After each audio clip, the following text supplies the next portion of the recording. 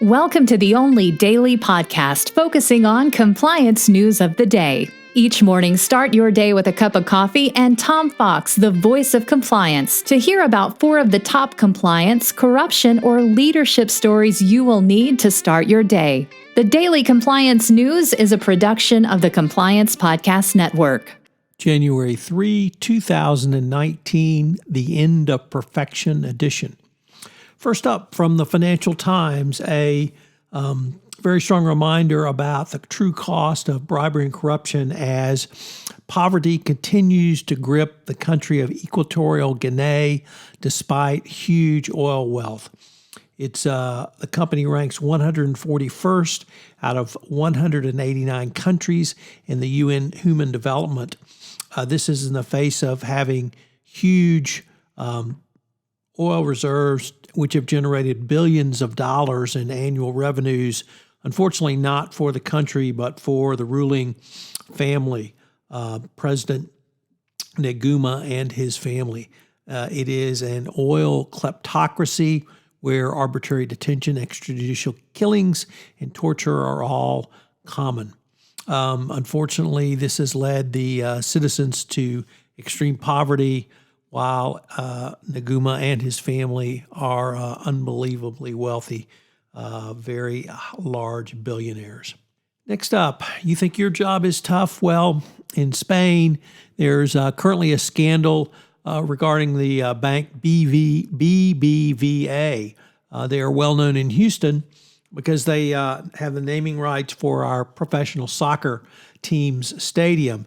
And they are embroiled in a controversy where they were involved in illegal espionage against competitors and those who other companies who wanted to take over the bank. They hired a police commissioner who combined his official post with offering blue chip services to Spanish companies, where he made secret recordings of clients, government ministers, and many others. This is a huge scandal in Spain, and it's going to be unclear what the fallout might be. But you have to remember, people play very tough in the world of high finance and business, and this is just one more example of that.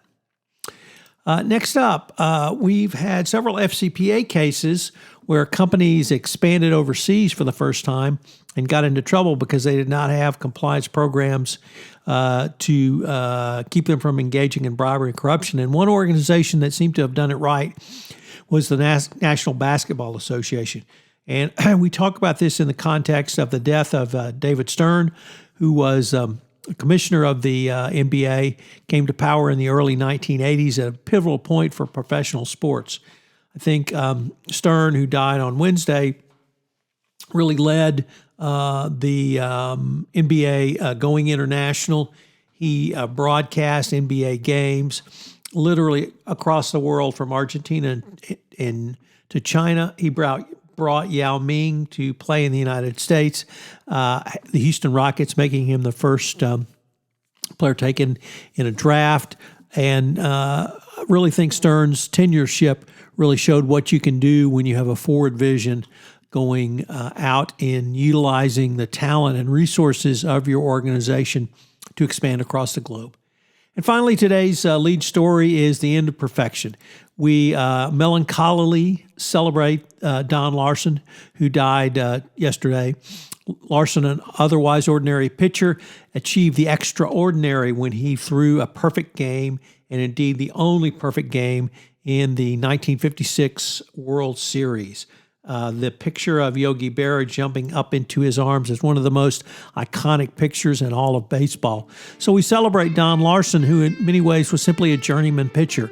But one day, at one time, at one moment on the biggest stage on earth, he put it all together and threw a perfect game.